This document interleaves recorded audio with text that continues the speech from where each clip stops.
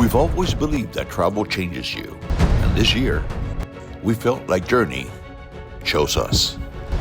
Wandering through ancient streets, standing in cathedrals echoing centuries of faith, and breathing in the beauty of 6 amazing countries. This wasn't just a vacation, it was a pilgrimage, a celebration of life, discovery, and gratitude. With my camera ready, heart wide open, and memories waiting to be made, this is Europe 2025. 6 countries, countless memories.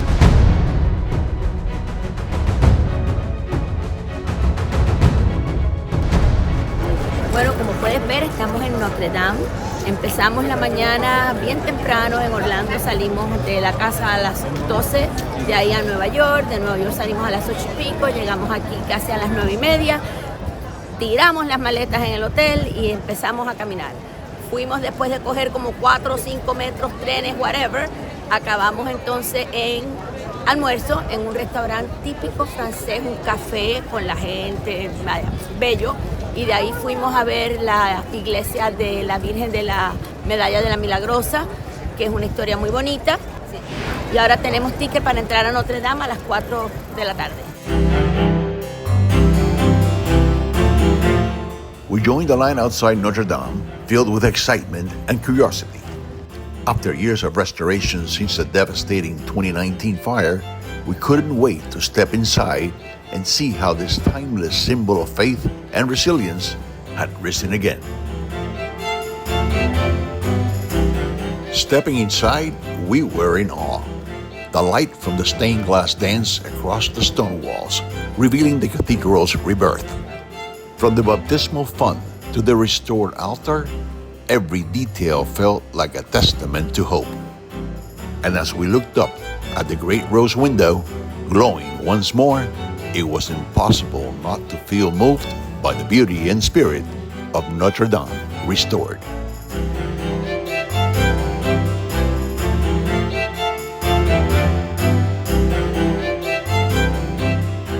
Inside the cathedral, the air felt sacred, filled with quiet gratitude. Carmen lit a candle, a small flame in a place reborn from ashes. We then visited one of Notre Dame's most treasured relics, the Crown of Thorns. Brought here in 1806, it was safeguarded in the Louvre after the 2019 fire. Now, seeing it back in its rightful home was deeply moving, a powerful symbol of faith restored and hope renewed.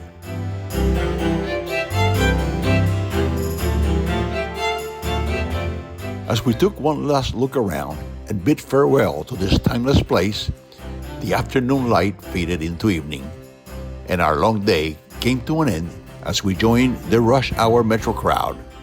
Tired but grateful, we headed back to our hotel to rest and get ready for tomorrow's flight to Split, Croatia, the next chapter of our journey.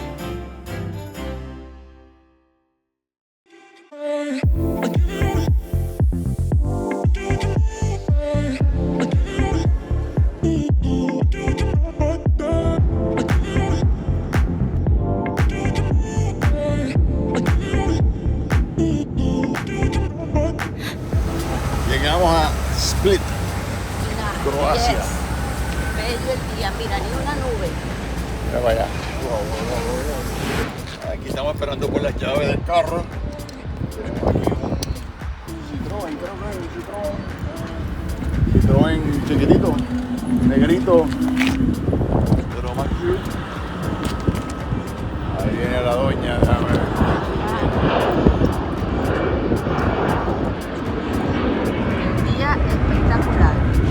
After getting the car keys, we drove to the AC Hotel in Split. After checking in and admiring the incredible view from our room, we walked to the old town and enjoyed the views of the boats and the port of Split.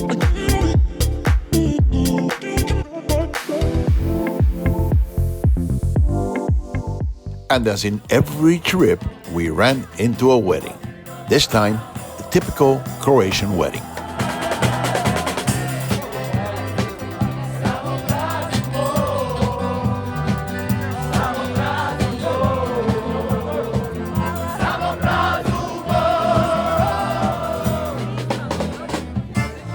Enjoying the music, we walked around the old town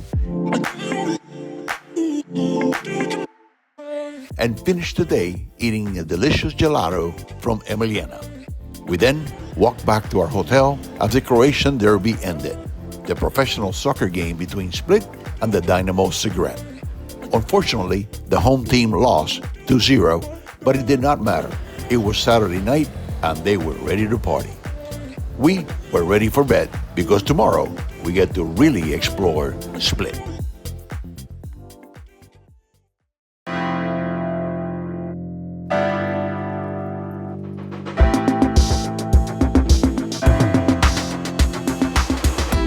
The next day, we got up super early to beat the crowd of tourists from the cruise ships and have the old town of Split all to ourselves, especially in the peristyle in front of the Diocletian Palace. The bells from the St. Dominus Cathedral added music to the peaceful and beautiful morning.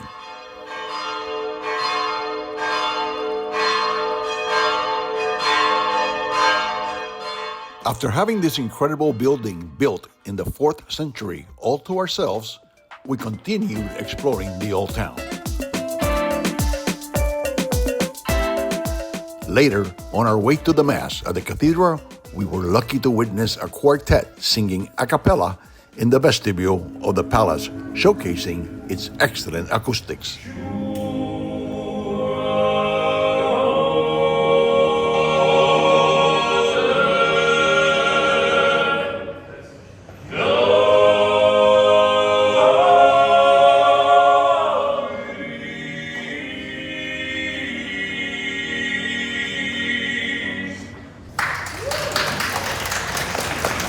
After listening to a hauntingly beautiful quartet echo through the ancient walls of the Diocletian vestibule, we made our way to Mass at the Cathedral of St. Dominus, one of the oldest Catholic cathedrals still in use today.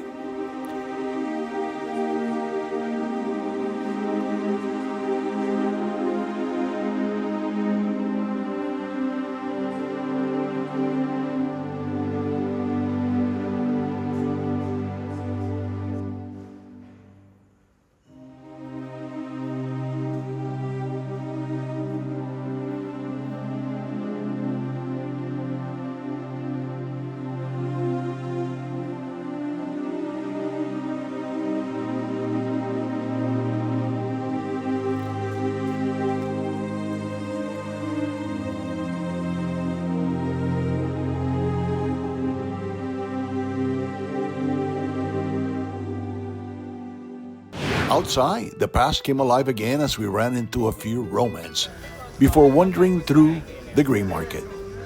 The air was filled with the scent of fresh figs, lavender, and Adriatic herbs, and it felt like the whole city was awake and smiling. From there, we hopped on a little tourist train that wound its way up Margin Hill. The climb reveals sweeping views of Split's red rooftops, melting into the endless blue of the Adriatic Sea. One of those moments that makes you stop and just breathe it all in. After lunch, we kept exploring, weaving through narrow stone streets until we reached the Golden Gate and the towering statue of Gregory of Nin, said to bring good luck if you rub his toe. And as the sun set, we ended our day with dinner at Boqueria Kitchen and Wine Bar. With full hearts and even fuller stomachs, we headed to bed because tomorrow our adventure continues with a 5-island boat tour across the sparkling Adriatic.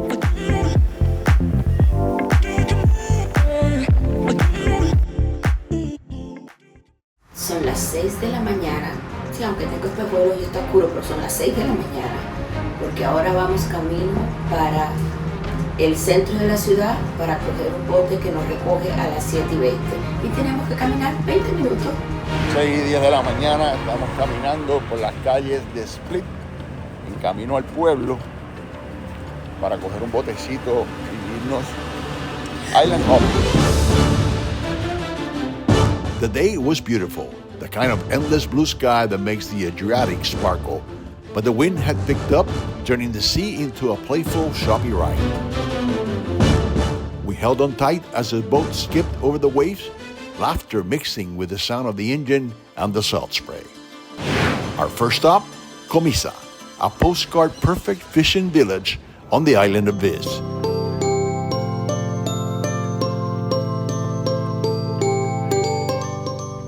We spent about an hour and a half wandering around this quiet and charming town.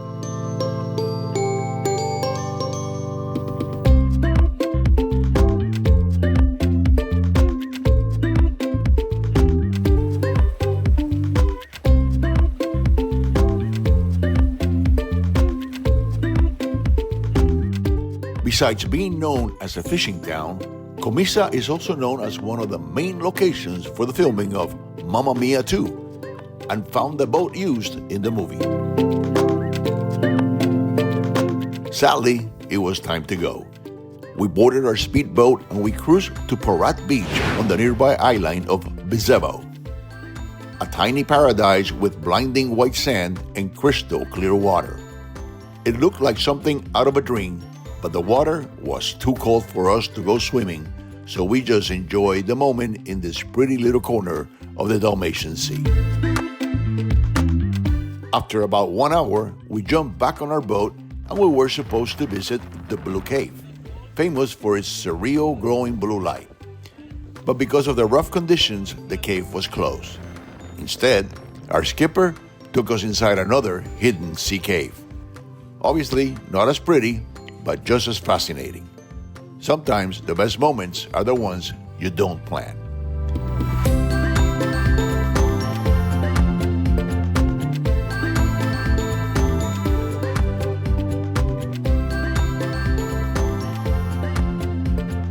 We continued along the rugged coast until the cliffs opened into a deep shadowed inlet and a Yugoslav submarine tunnel from the Cold War era, built to hide military submarines. We drifted quietly inside, and it was exciting reliving history. From there, we sailed to Vis. The view from our boat was spectacular.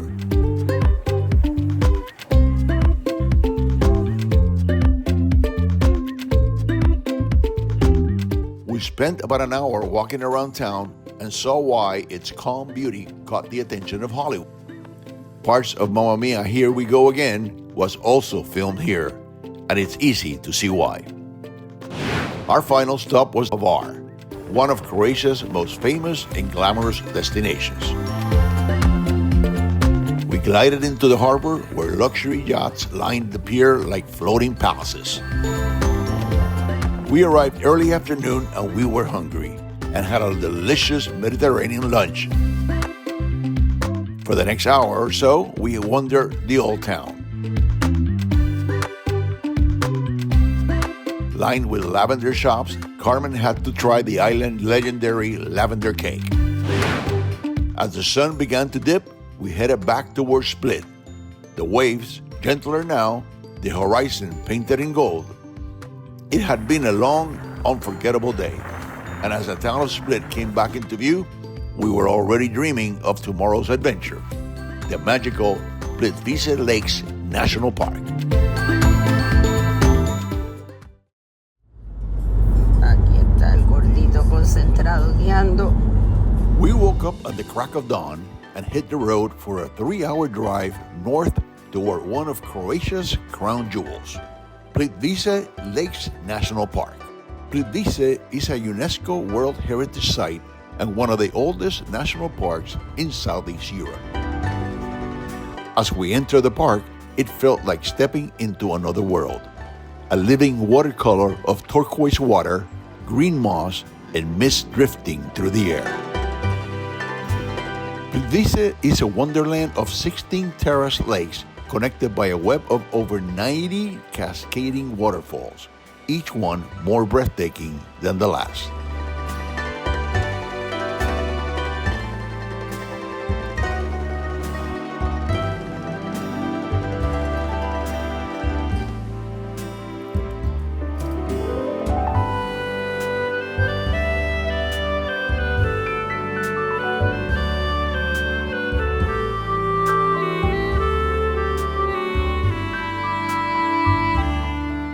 We spent the day wandering along wooden walkways suspended over the water. The sound of rushing falls echoing all around us, and every turn revealed another hidden cascade, another mirror-like lake reflecting the trees above.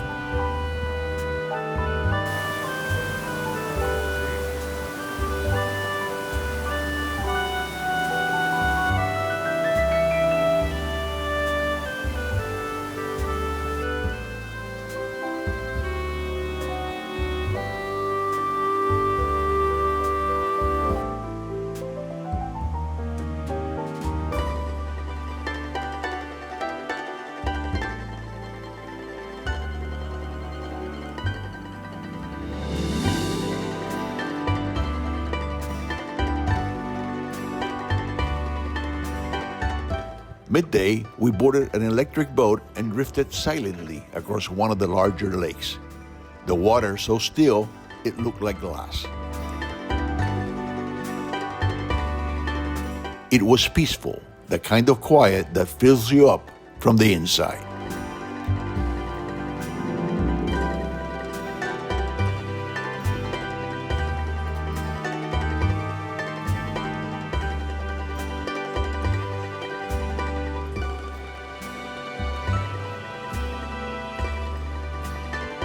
After the boat ride, we caught the park tram up to the highest viewpoint, where the lakes spread out below like a painter's palette of blues and greens. From there, we began our slow descent back down the trails, stopping at every overlook to take in the view, each level revealing a new waterfall, a new perspective, another reason to fall in love with this place. By mid-afternoon, we made the long drive back to Split, tired but full of awe. Tomorrow, another adventure awaits, the seaside charm of Trogir.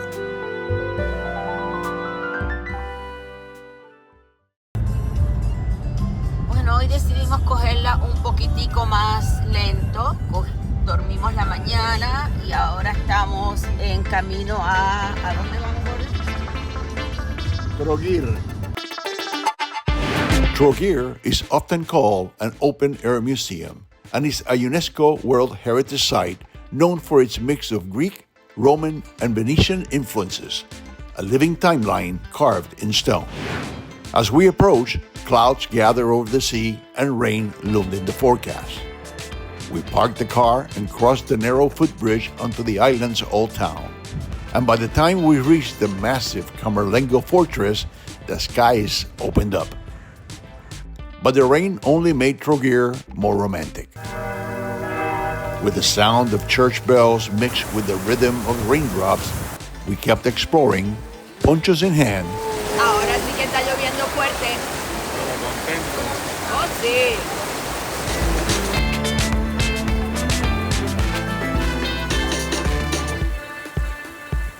We wandered through winding alleyways until we reached the Cathedral of St. Lawrence, Trogir's most famous landmark. It was built in the 13th century. The cathedral is a masterpiece of Romanesque and Gothic architecture. Its intricately carved Radovan portal, depicting scenes from the Bible, is considered one of the finest in Croatia. Inside, the stone arches and quiet chapels seem to whisper stories from centuries past.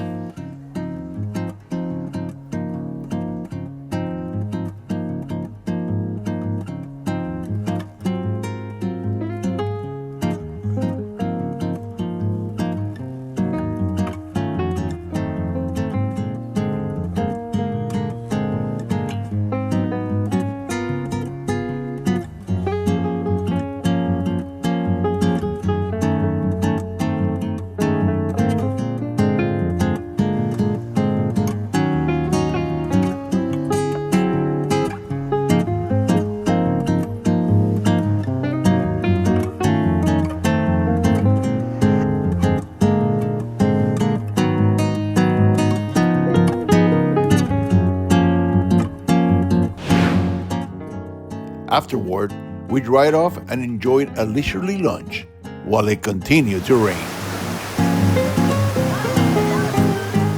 cayó tremendo aguacero mientras almorzábamos, así que fue el timing perfecto. Almorzamos en un restaurante muy lindo ahí entre las calles de adoquines. La verdad que está muy lindo esta ciudad. Y ahora, pues, aprovechando que ha escampado, estamos mirando ya las últimas cosas de Trogir para volver para Split. Muy lindo pueblo.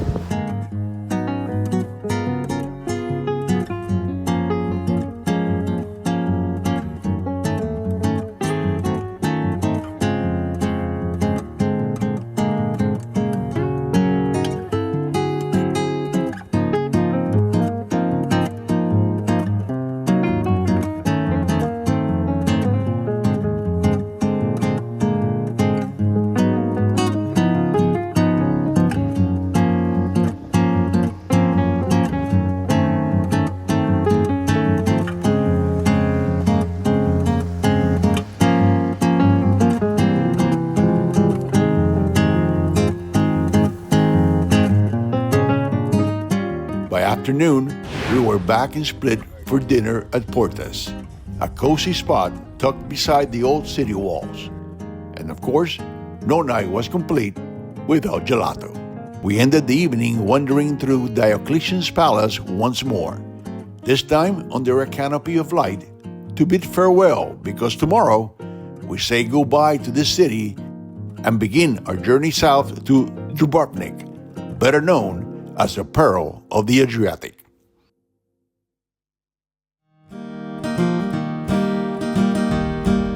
Bueno, hoy es jueves 25 de septiembre. Estamos yéndonos ya de Split. Starting route to Stobrek. Allá están nuestras maletas. Estamos en el parqueo underground parking del hotel. Y ahora vamos camino para Dubrovnik. Debe ser como 4 horas, pero vamos a hacer unas cuantas paradas. Hoy el día está espectacular, precioso, un sol bello. Así que vamos para otra aventura.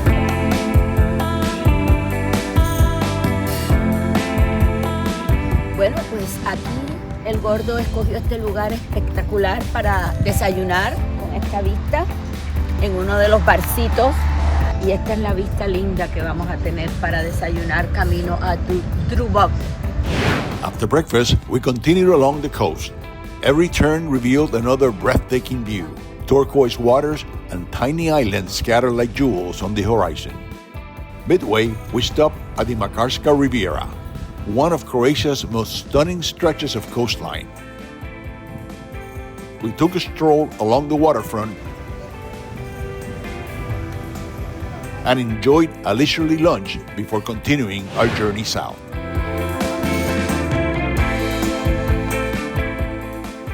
A few hours later, we reached one of Croatia's most impressive feats of modern engineering, the Pelješac Bridge, and we had to stop and admire.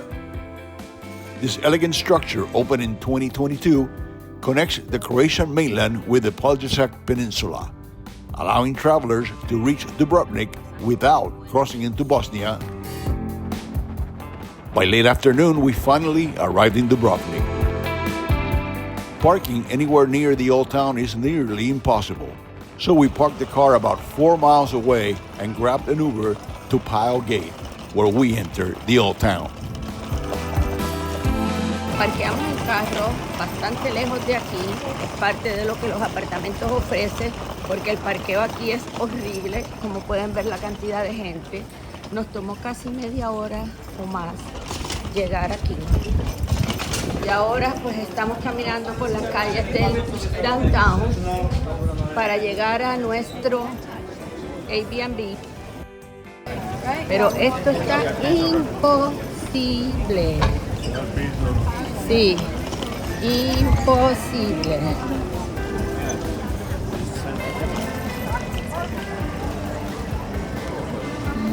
Hemos llegado a nuestro pequeño apartamento aquí. Bueno, aquí llegamos a nuestro apartamentico en Dubrovnik, en el mismo medio del downtown, del town center. Un poquito sin aire porque nada más subimos dos escaleras con maletas. Very, very nice. After settling in, we couldn't wait to explore. Our first stop was St. Blaise Church, the patron of Dubrovnik and throat illnesses. The Baroque-style church was built in 1715 and is located in the heart of the city. And as customary, Carmen lights a candle in every church we visit.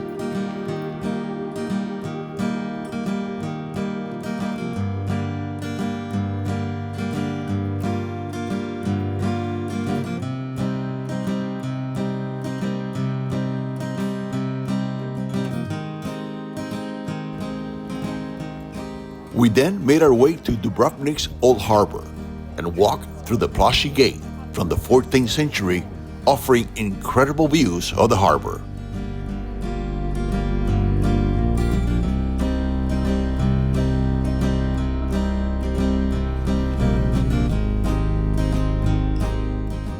When we reached the harbor below, we simply enjoyed the moment.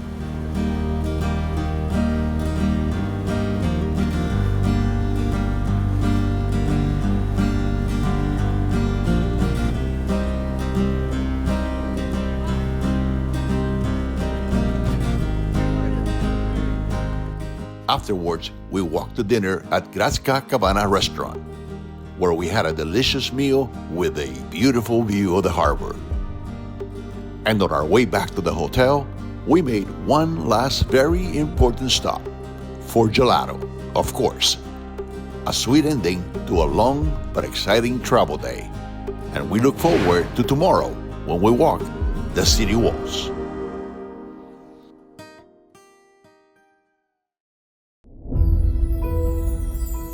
Today was another sunny and beautiful day to discover Dubrovnik, one of the most beautiful and best preserved medieval cities in the world.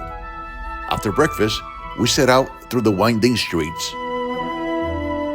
And our first stop, the Steps of Shame, an iconic staircase made famous by the Game of Thrones. And just above it stands the elegant church of St. Ignatius, where, of course, Carmen lit another candle.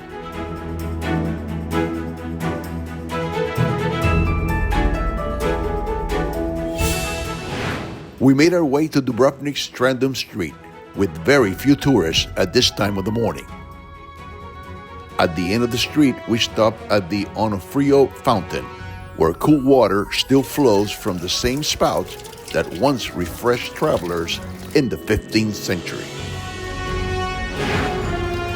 Next came one of Dubrovnik's most unforgettable experiences, walking the ancient city walls.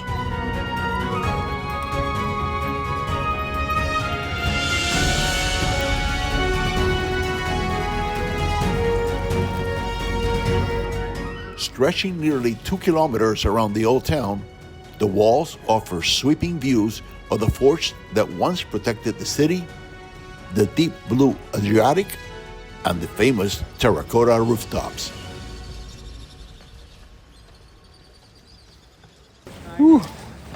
¿Qué tú crees de esto? Precioso. Un día espectacular.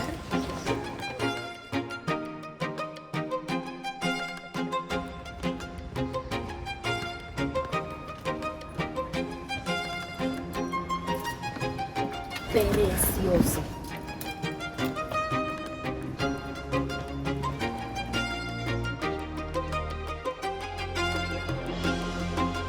Every step along the ramparts felt magical.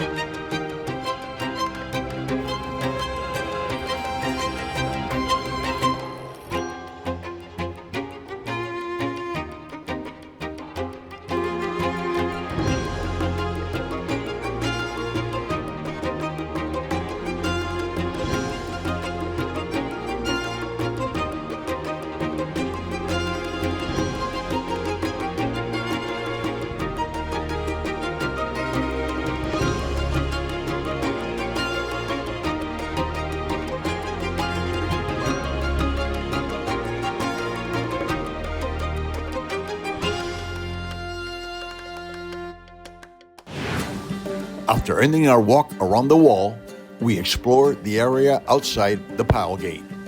And by this time, the massive crowd had arrived in the old town once again.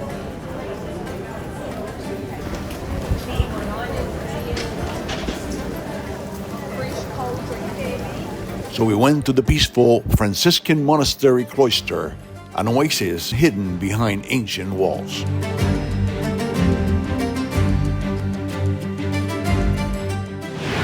Lunch was at Restaurant Tesoro, right in the middle of one of the alleys that make up the old town.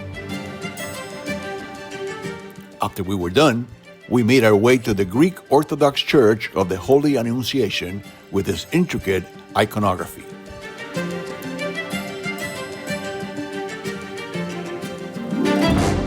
And later, we stopped by the famous Buza Bar, tucked into the cliffs just beyond the city walls, to watch brave souls leap from the rocks into the clear, inviting sea below.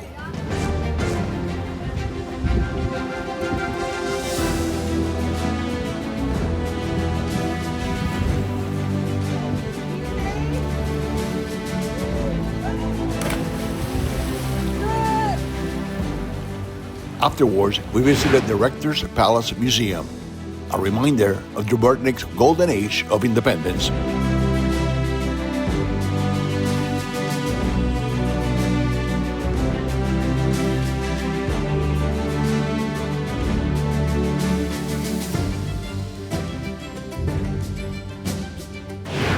We crossed the street to the beautiful Dubrovnik Cathedral, also known as the Cathedral of the Assumption of the Virgin Mary. It is a stunning Baroque masterpiece built in the late 17th century after the devastating earthquake of 1667. Its grand facade and elegant interior houses impressive works of art, including paintings like the one on the altar dating back to 1552. And yes, Carmen lit another candle. Another quiet moment of gratitude.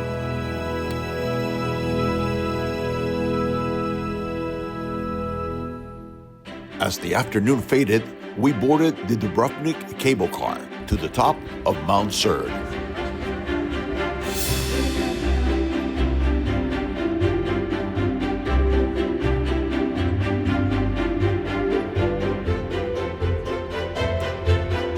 At the top, I took Carmen to a viewpoint not too many people know about. Mira, te voy a traer aquí. We were greeted to some amazing views of the old town far below, the island scattered across the blue Adriatic, and the sun beginning its descent. A perfect spot to take in the view before our dinner at the Panorama restaurant. Estamos en un restaurante que se llama Panorama y el nombre es perfecto porque este es el panorama que estamos viendo desde la mesa.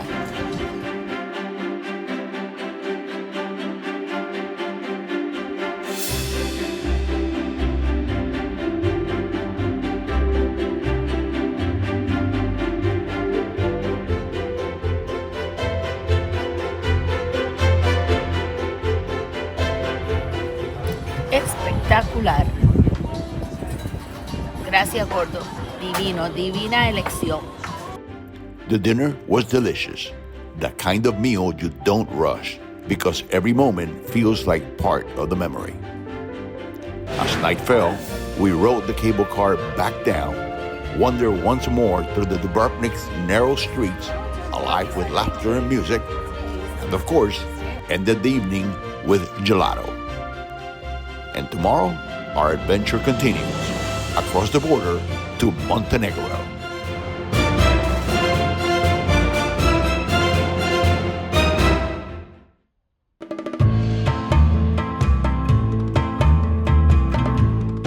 Today, we visit a new country, Montenegro. We boarded a bus early in the morning, and we were treated to some spectacular mountain views.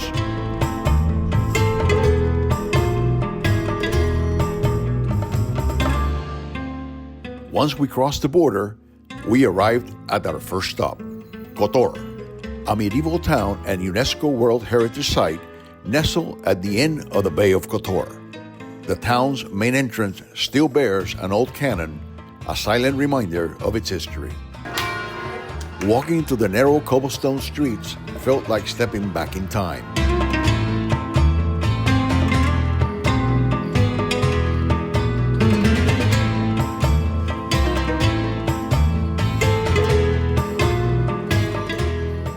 We wander past centuries-old stone houses, charming squares, and discovering cats lounging in every corner, the town's unofficial mascots. We visited St. Tryphon Cathedral, a Romanesque masterpiece dating back to the 12th century. Admire the clock tower and explore the Maritime Museum, which tells the story of Kotor's centuries-long seafaring tradition.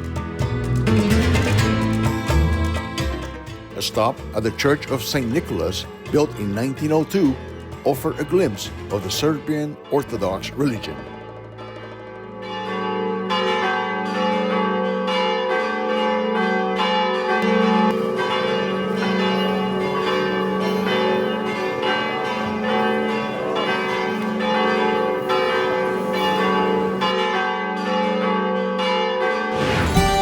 We had lunch at Pizzeria's Sara, where we savored fresh wood-fired pizza and learned a quirky cultural fact that Montenegro has its own version of the 10 Commandments, guiding local behavior and manners.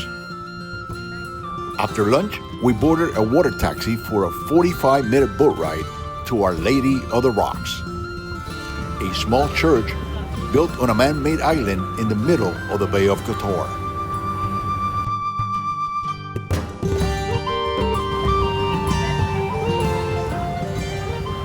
According to legend, the island was created over centuries by local seamen who dropped rocks into the sea as an offering after finding an icon of the Madonna and Child in 1452. We spent about 30 minutes here before jumping back on the boat and stopping in Verasti.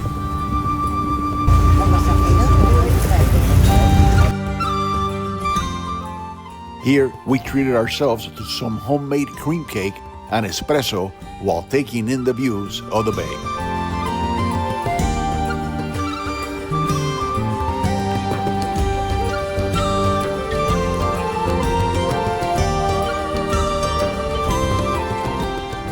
Afterward, we boarded the bus and headed back to Dubrovnik.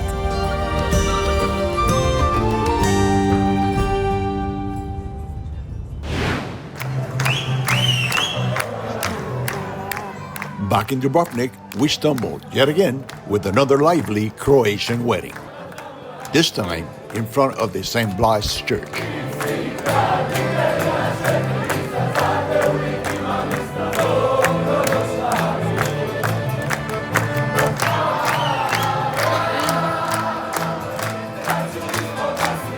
After dancing and enjoying the music, we headed to dinner at Sele.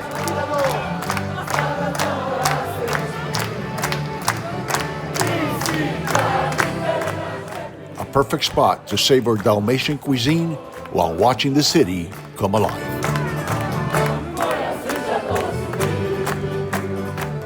Later, we attended a free concert by the Dubrovnik Symphony Orchestra celebrating World Tourism Day and performing Disney's musicals to make us feel at home.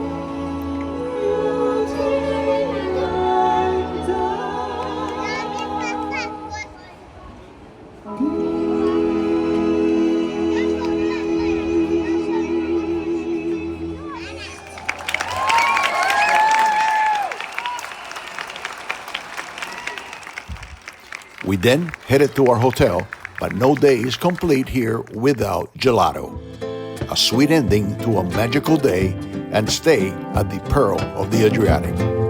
Tomorrow, our journey continues, and we head to yet another country, Bosnia, to visit Mostar and Medugorje.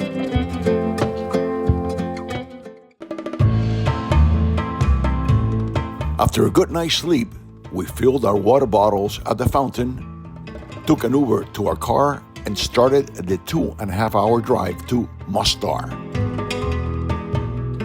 a city in southern Bosnia and Herzegovina.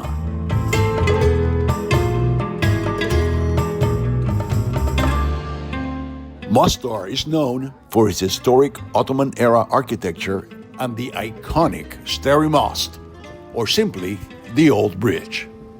The bridge is a perfect stone arch suspended above the Neretva River. The bridge was destroyed during the war and rebuilt stone by stone, and today it is a symbol of healing for the locals. Mostar is a major cultural and economic center for the Herzegovina region and is visited by 1 million tourists every year. By the crowds we saw, it seems like all of them decided to come the same day we did. People come to see the open-air markets, but also hoping to see the Mostar Bridge Jump, a traditional rite of passage for young people in Bosnia, dating back to the 17th century, and we were lucky to see it.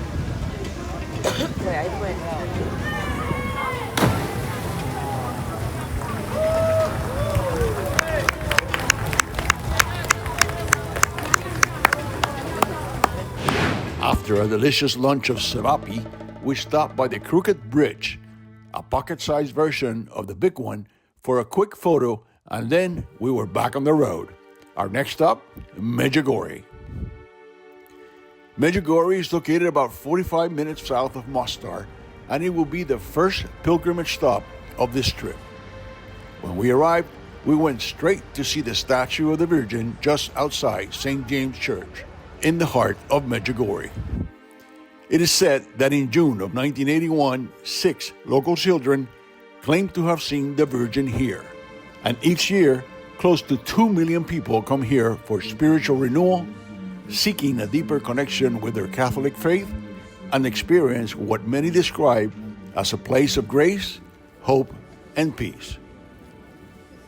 The faith here isn't just visible, it's alive.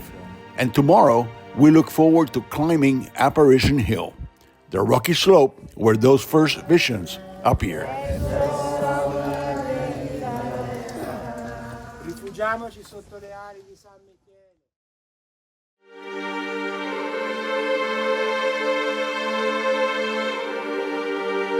Today, Carmen and I woke up with that mix of excitement and nervous energy you only feel before something truly meaningful.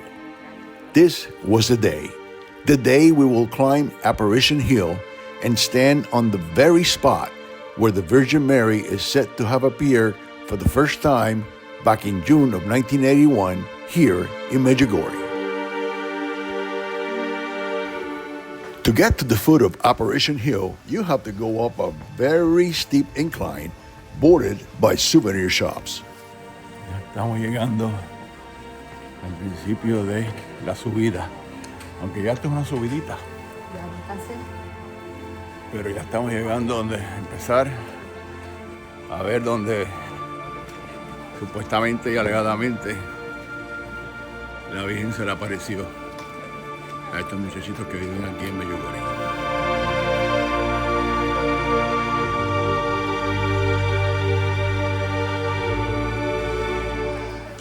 Allí bajo subiendo, está un poquito difícil, son piedras bien grandes. Bueno, por todas las intenciones que traigo en este peregrinaje,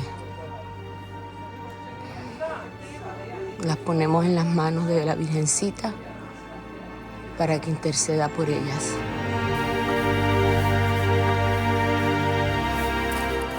The climb is steep, marked by uneven stones and slick patches of red sand.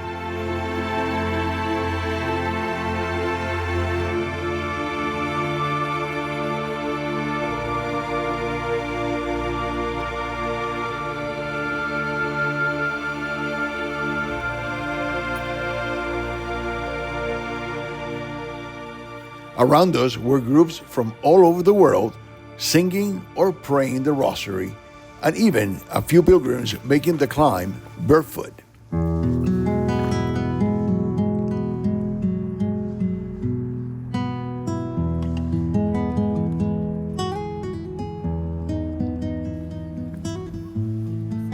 It took us about 45 minutes to reach the top, stopping often to catch our breath and take it all in.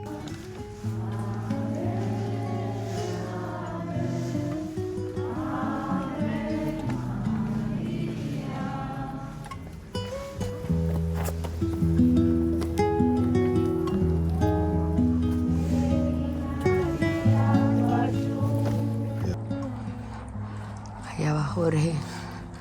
Es bien rocoso, bien rocoso. La gente para a rezar el rosario en distintos pedazos.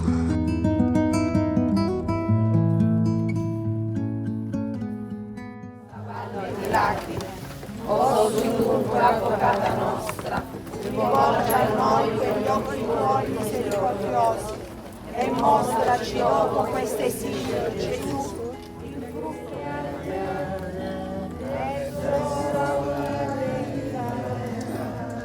Rifugiamoci sotto le ali di San Michele. And then there she was, a beautiful white statue of the Virgin Mary, standing where the 6 visionaries said they first saw her. It's hard to describe the feeling.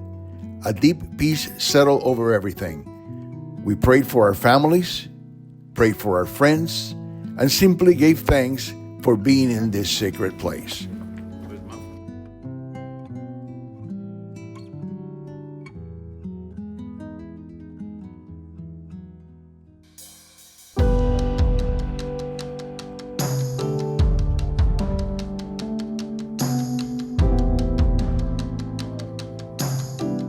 The way down turned out to be even trickier than the climb. Each rock felt like a small challenge, but we took it slow and eventually made it to the bottom. A ver si el Señor convierte todavía más tu corazón. We then visited the Blue Cross located near the base of the hill, yet another place of prayer.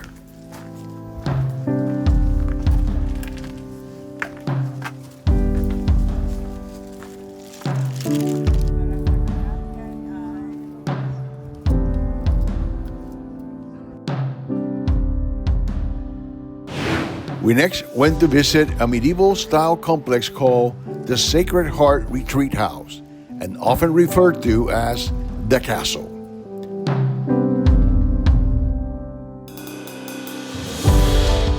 The construction of this amazing complex started in the late 1990s by Canadian businessman Patrick Lara and his wife Nancy when they relocated to Medugorje after experiencing a profound spiritual conversion tied to the apparitions of the Virgin.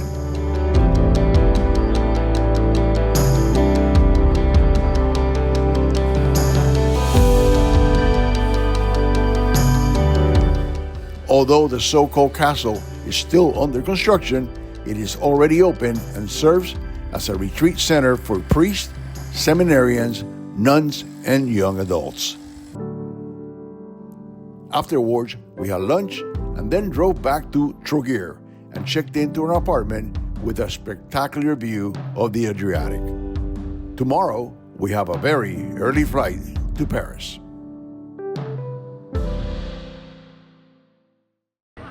Bueno, como pueden ver, son ahora casi las 4 de la mañana. El aeropuerto está vacío. Nos levantamos a las 2 de la mañana para poder estar aquí desde Trogir, y ahora nuestro vuelo a Zagreb sale a las 6:15 y de ahí a París, y llegamos a París como al mediodía.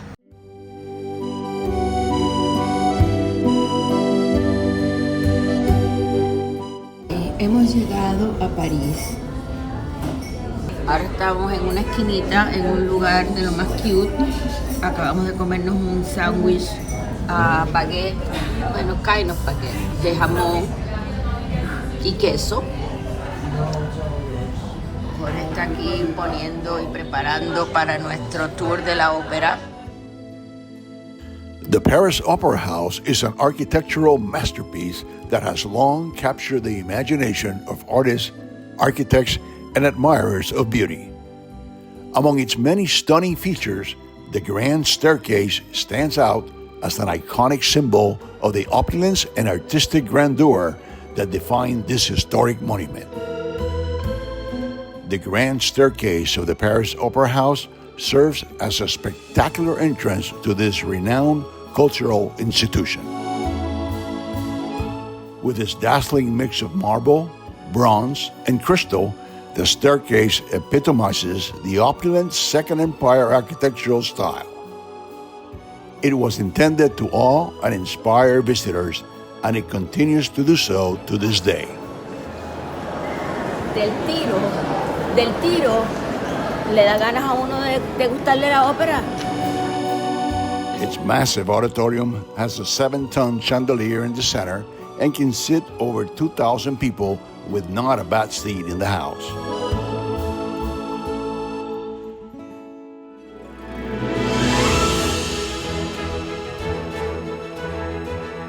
I was so impressed that I tried to check in my coat and rented a private box for the next show.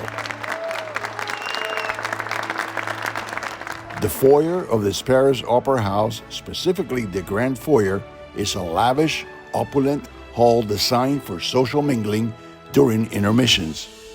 It is decorated with gilded sculptures, chandeliers, and a large ceiling fresco by depicting the history of music. Simply spectacular.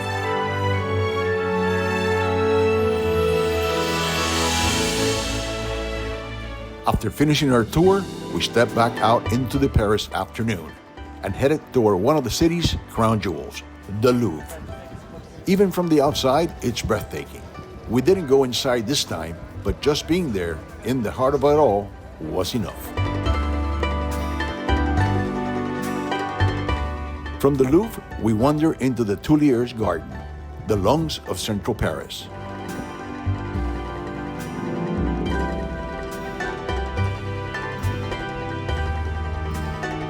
We found two of those iconic green metal chairs, the ones that somehow always feel like the best seat in Paris, and just sat.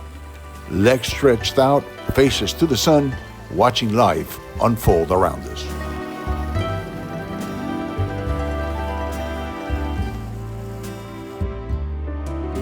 Recharged, we continued walking, and soon we reached Pont Alexandre III, arguably the most beautiful bridge in Paris. Golden winged statues and the perfect view of the river.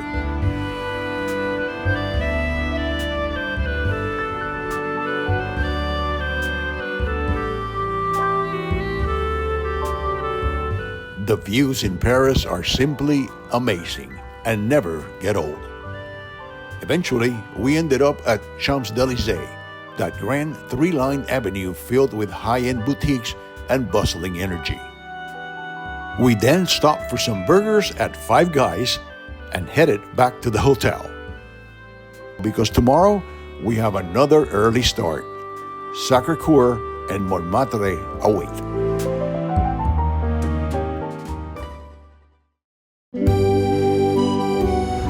Amaneciendo en París. We were up early again, had breakfast at the hotel, and walked to the metro, heading towards Sacré-Cœur. We did not have to wait long until the metro arrived and boarded the train.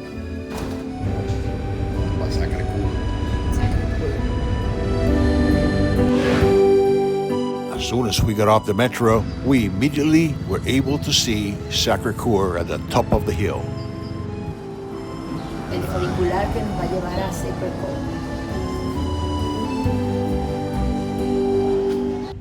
To get to the top of the hill, you can either walk a long set of stairs or take a funicular. It was so early that there was nobody else with us. Once we reached the top, the view was breathtaking, all of Paris stretching out before us. We spent some time admiring the outside of the church.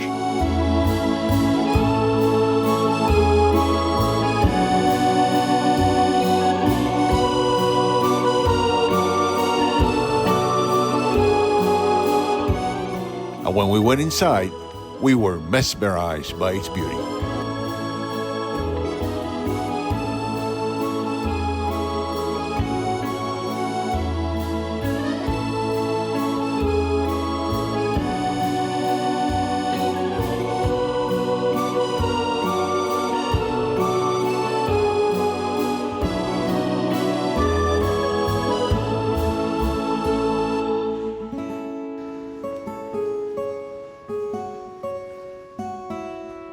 After seeing every corner of the church and Carmen had lit her customary candle, we went to explore Montmartre. Montmartre, the home of many famous artists including Pablo Picasso, Vincent van Gogh, and Claude Monet, just to name a few. The picturesque streets of the neighborhood have appeared in many Oscar-winning movies such as An American in Paris.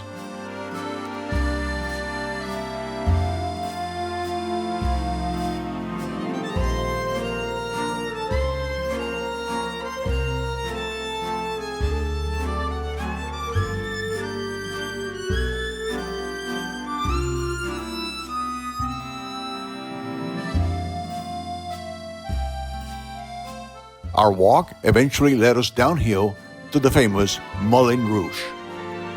From there, we took the metro again. ¿A dónde vamos ahora? Ahora vamos para almorzar algo y después a La Chapelle. A la Saint-Chapelle. We had lunch at a sidewalk cafe, and I had to have some escargot. Aquí estamos peleando para sacar el escargot del caracol. Es la primera vez que se lo traen así. No, ahí Ahí servido. Ya lo Claro. puedo sacar. Al fin salió. Vamos a ver cómo está. Riquísimo. Espectacular. And for dessert, a delicious chocolate crepe. After lunch, we visited Saint-Chapelle, famous for its stunning 13th century stained glass windows with over 1,100 scenes from the Old and New Testaments.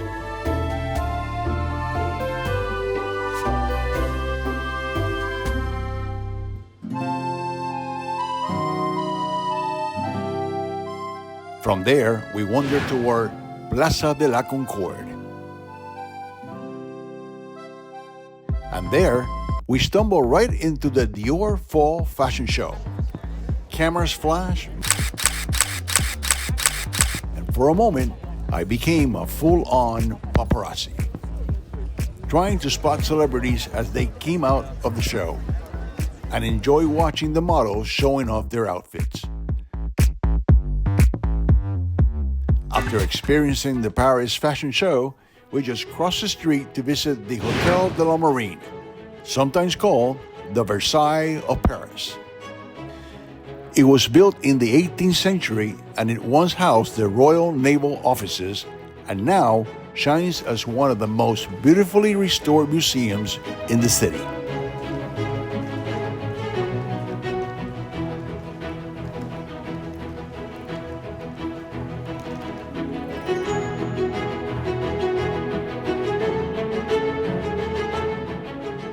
And the view from the balcony is priceless.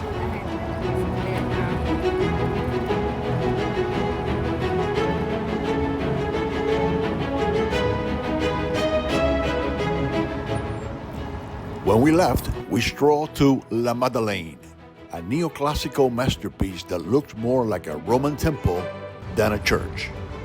Inside, it's serene and grand.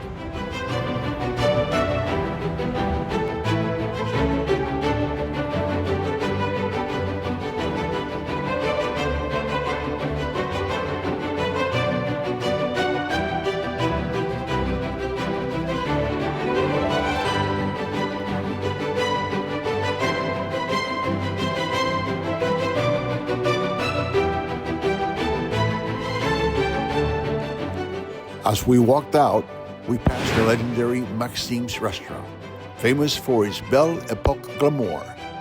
But tonight, our hearts and stomachs led us back to the Champs-Élysées, where we found a cozy spot for dinner.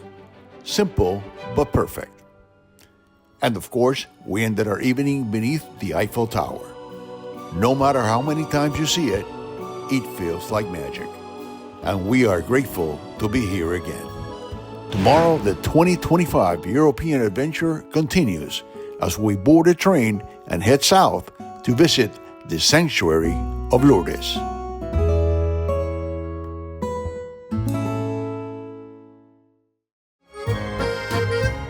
Our Paris morning began with an Uber ride, driving by the Louvre, on our way to the busy Montparnasse train station. We found a spot near the departure board, eyes fixed on the ever-changing numbers, waiting for our platform to appear. And there it was, track 1, Lourdes. Vamos a Lourdes. Vamos para el número 3. Aquí está, number 3. We boarded our TGV high-speed train, settled into our comfortable first-class seats, and once we pulled out of the station, the train sliced through the French countryside at over 120 miles per hour.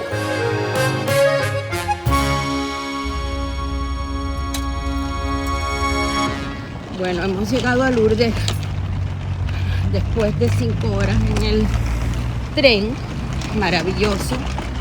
Ahora estamos caminando a nuestro hotel, siguiendo a Jorge.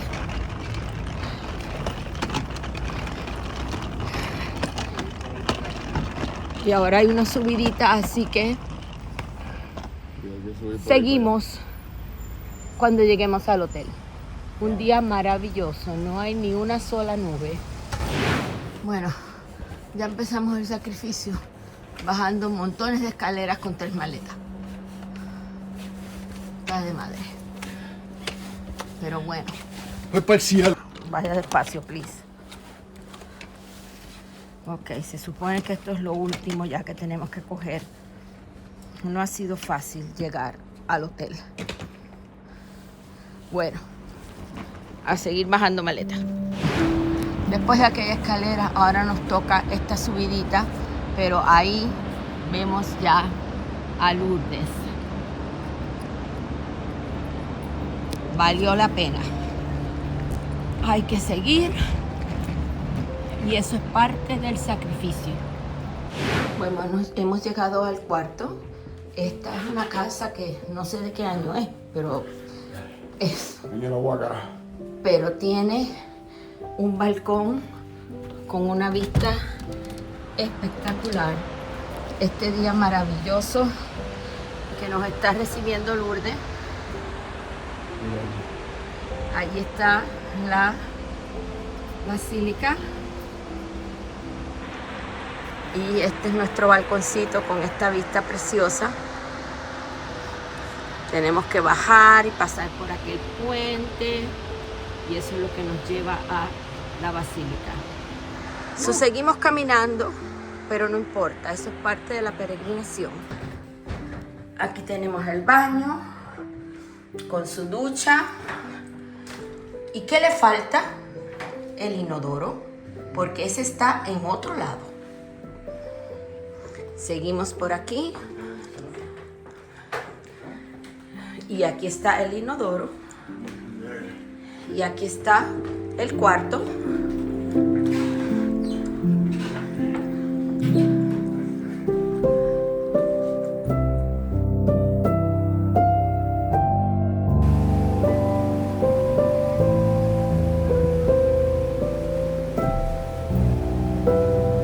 After settling in, we walked to the sanctuary of Our Lady of Lourdes.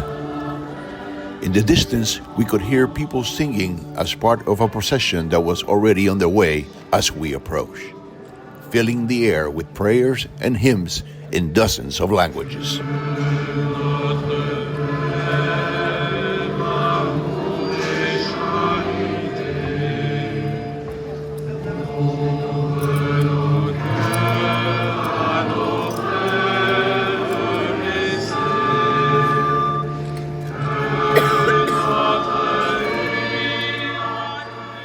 When the procession ended, we made our way to the grotto, the sacred site where the Virgin Mary appeared to Bernadette in 1858. We prayed quietly and felt an overwhelming sense of peace. After sunset, we joined the Torchlight Marian procession. Thousands of people walking together, each holding a candle that glowed against the dark. The Ave Maria echoed through the night, carried by countless voices from around the world. It was one of the most moving and unforgettable experiences of the entire trip. And we cannot wait until tomorrow, a day of reflection, discovery, and connection in one of the holiest places on earth.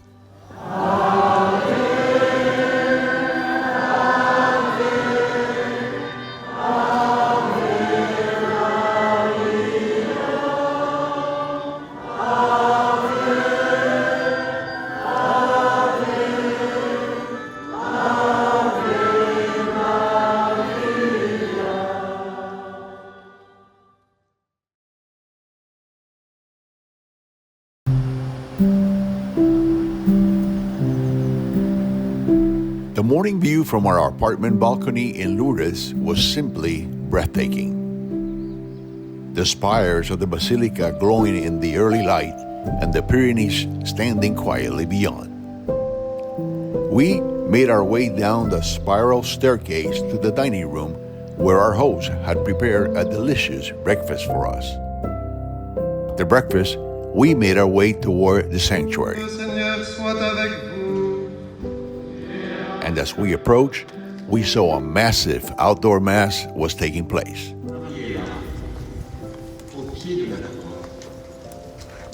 Thousands gathered together, many in wheelchairs or on stretchers. It was very humbling. Faith was made visible. We made our way up to the Basilica of the Immaculate Conception, built directly above the grotto, and attended Mass.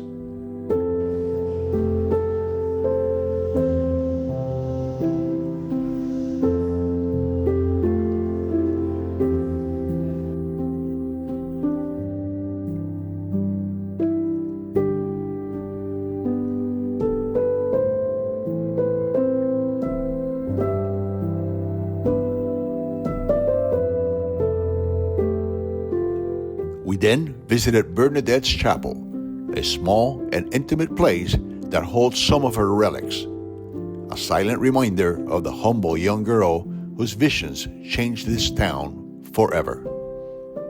Outside, I filled my bottle with water from the Lourdes spring and made our way to the candle stands. Rows and rows of flickering flames, and here we lit one for our family and friends, leaving their names and intentions in the quiet glow of the grotto. For the intentions of the Friggles family, and for all the intentions that we bring from Orlando, from our family, our friends, our parish, our small groups, our Bible study group, for everyone that has sent their intentions with us. May they rest in the hands of the Lady, our Lady Mother, and may she bring them to her Son, Jesus Christ. Amen.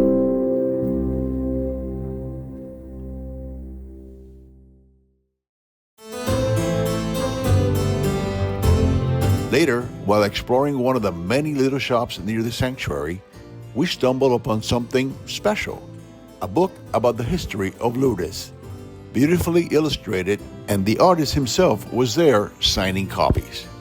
We bought one for our grandsons, Jordy and Daniel, so they can read about the story of Lourdes, a small gift from the sacred place.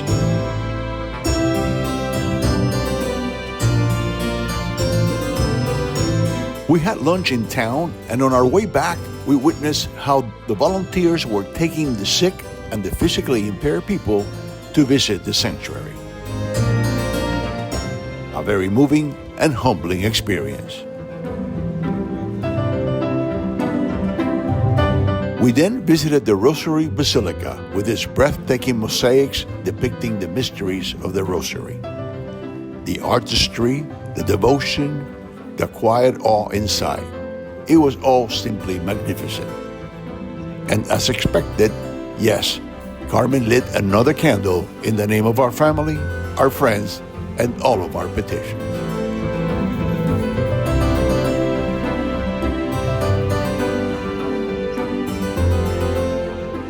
And then the most unexpected and miraculous moment of the day happened. We stopped for confession, and afterwards, Father Gabriel, a priest from Argentina, invited us to pray the rosary with him at the grotto. And we gladly said yes. We thought we were just going to sit with him at the grotto, but to our surprise, he took us inside with 3 other women from Costa Rica to pray the rosary in front of everyone there and broadcast live to the entire world. Bendita tú eres entre todas las mujeres y bendito es el fruto de tu vientre, Jesús. Santa María, Madre de Dios. We could not believe it. It was one of the greatest honors and blessings of our lives. Dios te salve María, llena eres de gracia, el Señor es contigo. After the rosary ended, we said goodbye to Father Gabriel and made our way to the third and final basilica of the sanctuary complex, the Basilica of St. Pius X. It is built underground and it can hold up to 25,000 people. It was hard to say goodbye. Lourdes had touched us deeply in ways we couldn't quite put into words. Tomorrow, we have another early start. We'll board a train bound for Barcelona. From the sacred place of Lourdes to the vibrant rhythm of Catalonia, our European adventure continues. A journey of faith, beauty, and unforgettable moments. Son las 6 de la mañana, Y entonces, saliendo de nuestro Airbnb aquí en Lourdes. ajá, La doña se levantó, nos dio unos croissants para llevar. croissants, so nice. Y ahora estamos caminando, sí, porque un Uber me estaba pidiendo 60 pesos por una milla. Así que aquí vamos en la aventura. Esperamos que no tengamos que coger ninguna escalera como la otra vez. Así que nada, we'll see. Goodbye. It was a beautiful Airbnb. It was super nice. Esperamos volver a Lourdes nuevamente en algún momento. Muy linda experiencia.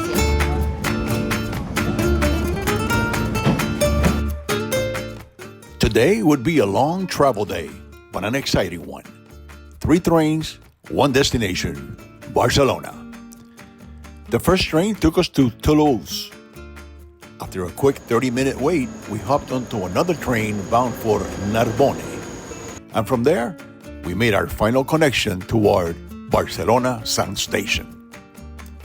Bueno, hemos llegado ya, si Dios quiere, al último hotel del viaje. El más bonito. Jorge quiere cerrar con broche de oro este viaje que la verdad que ha estado increíble. Se la comió nuevamente en planearlo todo, como siempre, con lujo de detalles. Así que acabamos en Barcelona. 3 noches tenemos aquí. The 5-star Majestic Hotel and Spa is situated in the heart of the famous Paseo de Gracia, one of Barcelona's iconic boulevards, home to high-end boutiques and Gaudí's famous buildings. We made our way to Plaza Catalunya, but on the way, we made a stop at the Barça football shop, where I had a chance to take my picture with the coveted Champions League trophy. For dinner, I made reservations at El Nacional, one of Barcelona's new dining concepts, housing several different restaurants under one roof. We chose the fish restaurant. We ended the evening with gelato. Tomorrow will be extraordinary, maybe even a little crazy. We are flying to Rome early in the morning to attend Mass in St. Peter's Square and walk through the Holy Door in this Jubilee year of 2025. Then we'll return to Barcelona late at night. Today we arrived at the Barcelona airport at 4:30 in the morning. This wasn't going to be just another travel day. This was the day we'll fly to Rome for a pilgrimage of a lifetime. After landing in Rome, we wasted no time. We caught the Leonardo Express train straight to Termini Station, then transferred to the metro bound for Vatican City. As soon as we surfaced from the underground, it began to rain. Thankfully, we were standing right in front of a shop selling umbrellas and ponchos. Divine timing, you might say. Raincoats on, spirits high, we joined a long line of pilgrims waiting to enter St. Peter's Square for Mass. Once we made it through security and into the square, it hit us. The sheer magnitude of it all. We were in Rome, attending a Mass presided over by the Pope himself, standing there surrounded by thousands of people with St. Peter's Basilica rising before us. It was impossible not to feel moved.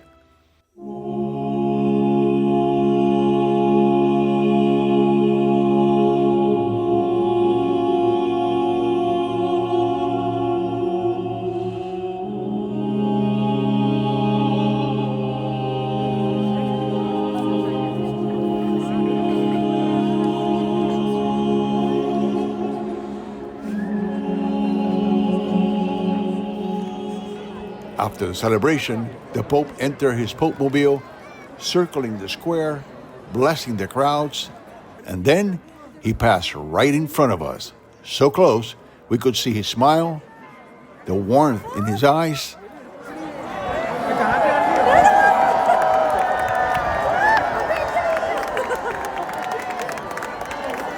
A moment we'll never forget. After seeing the Pope up close, we found a cozy trattoria nearby for lunch. I ordered my favorite, pasta carbonara, and it was delicious. After lunch, we joined a pilgrimage group scheduled to walk through the Holy Door at St. Peter's. That walk, step by step toward the Basilica, felt almost surreal. Descobri que aqui é o meu lugar.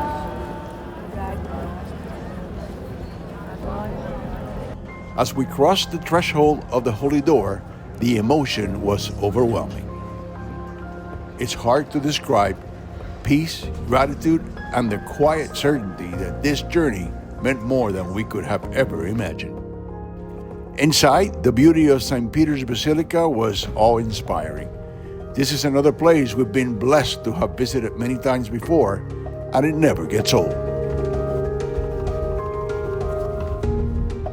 Our flight back to Barcelona was not until 9:30 in the evening, so we went to visit the Trevi Fountain.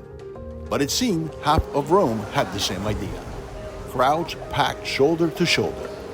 And we never got close enough to toss our coins. But we did what any good traveler does. We found a gelato instead. And not just any gelato, a creamy masterpiece that made the detour completely worth it. On our way back toward Termini Station, the city suddenly came to a standstill. A rally of vintage cars roared past, turning the streets into a moving museum of Italian design.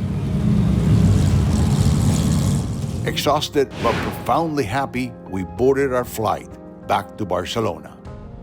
We landed after midnight and we were tired, our feet sore, but our hearts overflowing. Tomorrow is yet another early start. A day dedicated to Gaudi's masterpiece, the Sagrada Familia.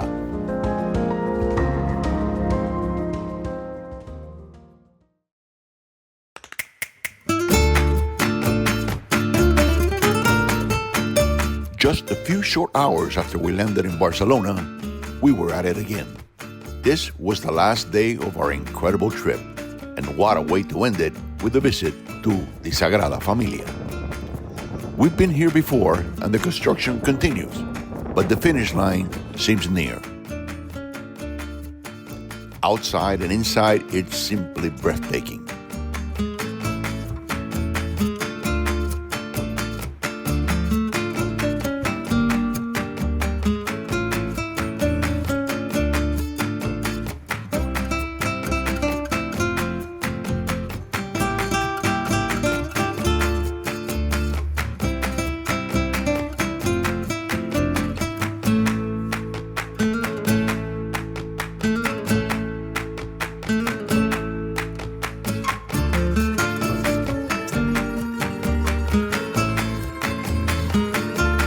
To the Sagrada Familia, we walked back to the Paseo de Gracia and stopped for lunch at a hole in the wall called El Ceibo.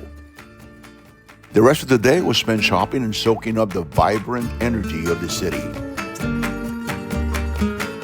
We paused at our hotel's rooftop bar, raising a toast to Barcelona, where our roots were planted and our hearts will always return. And also to the memories, the laughter, and the quiet moments of awe and unexpected adventures of the journey we've just completed. 19 days, 6 countries, countless memories will carry with us forever.